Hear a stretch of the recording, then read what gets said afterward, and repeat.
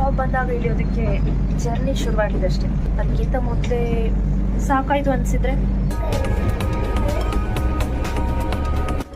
Sago ಪಯಣದಲ್ಲಿ ಅದೆಷ್ಟೋ ವಿಷಯಗಳನ್ನ ತಿಳಿಯೋಕಿದೆ, ಇಷ್ಟಪಡೋಕಿದೆ.